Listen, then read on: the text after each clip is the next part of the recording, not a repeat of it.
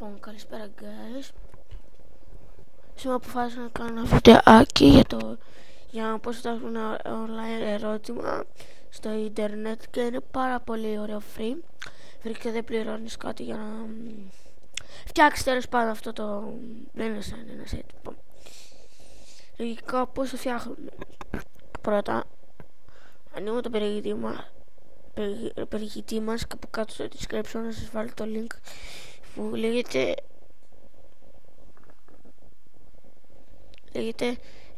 starter.me. Εδώ, αυτό εδώ πέρα. Πατάμε enter και θα είναι πολύ σύντομο. Ναι, αφού μπείτε εδώ πέρα. Γράφετε τώρα εδώ πέρα ανασκατικό, ας πούμε, γράφουμε, ας πούμε, βλακίες. Εδώ πέρα, ας πούμε, εδώ πέρα να γράψουμε ό,τι θέλουμε.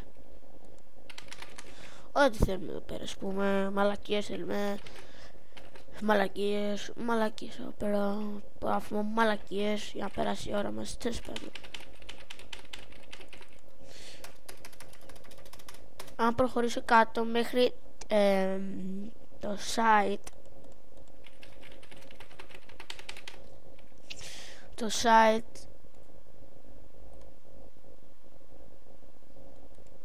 παίρνει μόνο 30 ερωτήσεις. Αν θέλετε παραπάνω ερωτήσεις δεν μπορείτε να γράψετε. Ας πούμε, αν θέλετε παραπάνω ερωτήσεις μπορείτε να γράψετε στο 7, ας πούμε. Αν γράψετε 7 τώρα είστε και συνέχεια, αν έχει και συνέχεια.